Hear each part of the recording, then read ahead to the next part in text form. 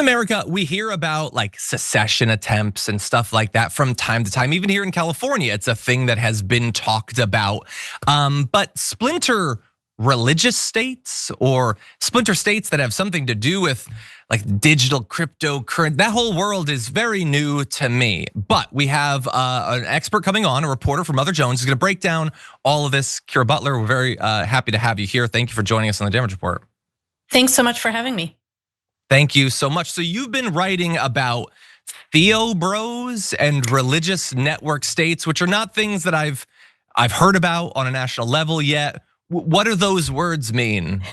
So the Theobros, I can't claim credit for that term. That was coined by an academic that I talked to for my story. But this is a group of mostly millennial Reformed Christian men, or Calvinists, some people like to say, who are very, very online. These are pastors and book authors who are self-proclaimed Christian nationalists, and they talk to each other constantly on Twitter, in conferences, on podcasts, and they hold some very extreme views. A lot of them believe that women shouldn't be allowed to vote.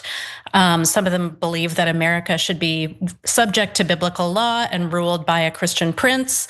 So these guys are extremists. Mm-hmm. And so now these network states, the religious network states, you profile in your articles a few of these that are already sort of popping up inside the United States, but not exclusive to the United States. This is different than like secession movements or things like that I've read about before. So what form do these come in? So this idea of the network state didn't start out as anything religious, and in many cases it's not. It's a term that was coined by Balaji Srinivasan, a Silicon Valley entrepreneur.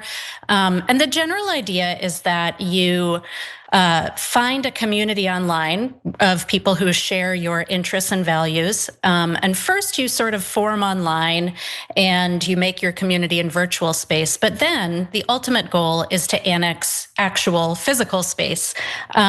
These folks are very interested in sovereignty. They're very interested in deregulation, in making laws for these new zones that they found that sort of fit their own business agendas. In the case of the Theobros, they are trying to do kind of a variation on that idea of the network state in Appalachia, in Tennessee. They have bought a bunch of land there. And they have said that they want this to be an explicitly Christian community. And the founders of this community have ties to Silicon Valley heavy hitters like Peter Thiel, Mark Andreessen. So the connections to large amounts of capital are established. Yeah, so it's so interesting that so in theory, these network states could come in a lot of different forms and they could be inspired by a variety of different ideologies. Really fast, maybe this is an aside or whatever. Do we see that in other cases? Like I don't think there's anything that naturally requires that they would be interested in corporate deregulation or the blockchain or anything. Are there like, I don't know, left-wing versions of this that are more about community aid and things like that? Like why does it seem to, like the link between the religious stuff and the tech bro Silicon Valley stuff doesn't seem necessary? Yeah, it doesn't necessarily seem necessary, except for the fact that these are groups who explicitly don't want the government that already exists to be making the laws and telling them what they can and can't do. Like this is a libertarian project. People who think of the government as meddlesome, as overly controlling. And so, I think a lot of people on the left feel like, well, if we have problems with the government, then let's reform it. Let's, figure out how to make it work for us. But these people, most of them at least, feel like we would be better off starting fresh. Okay. Okay, so let's dive into so what would it be like to live in this place? They have this focus on one interpretation of what the word freedom means, I suppose. Obviously, some wouldn't be free to vote. You've already sort of implied that. So the way that it's currently constituted, how much control do they have over what happens in their territory? And what's the plan to increase that level of control? I mean, they're ostensibly still governed by the Constitution at this point. Absolutely, yeah. And at this point, they are just, like any other group that has started an intentional community. This has been happening for centuries in America, that people, talk about like utopian communities, communes, like the Shakers, like it's been happening forever. An interesting detail, though, is that during his last President Trump talked about the idea of freedom cities.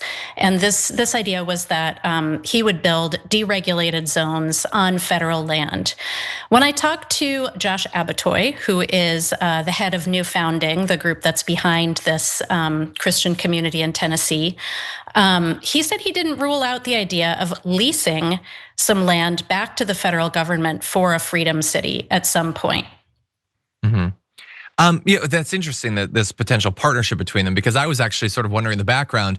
And again, I don't know exactly how long this has been going on. I understand that for some of these people, they might think, well, if you believe that Joe Biden is the Antichrist or just a secular, like communist ruler or whatever, then I can see the appeal of setting up something like this.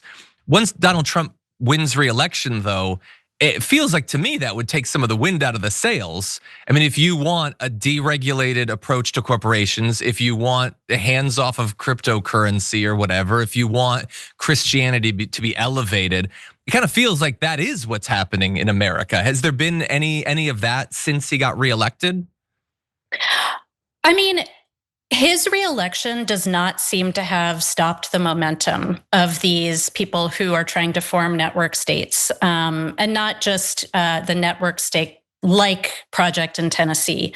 I just reported on this week, there is an effort in South Carolina to use tribal sovereignty in the Catawba Nation. That's a tribe that's in South Carolina, in order to enact what they call a digital special economic zone. There is another project in California called California Forever. It's a kind of a different spin on it.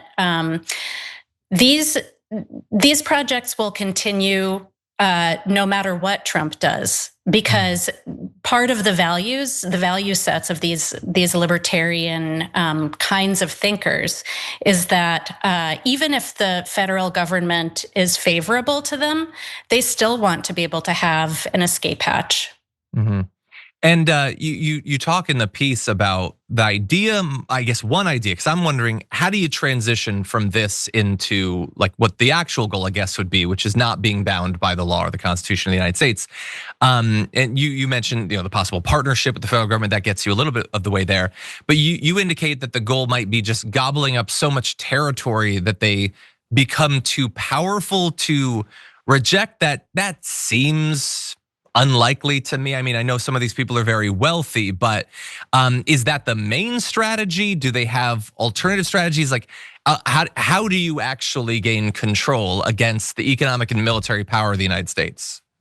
Yeah, I mean that is an open question. But if you look at some other related projects, there's like a deregulated zone that's being created in Saudi Arabia right now that is vastly, vastly more influential than this little Christian nationalist project in Tennessee.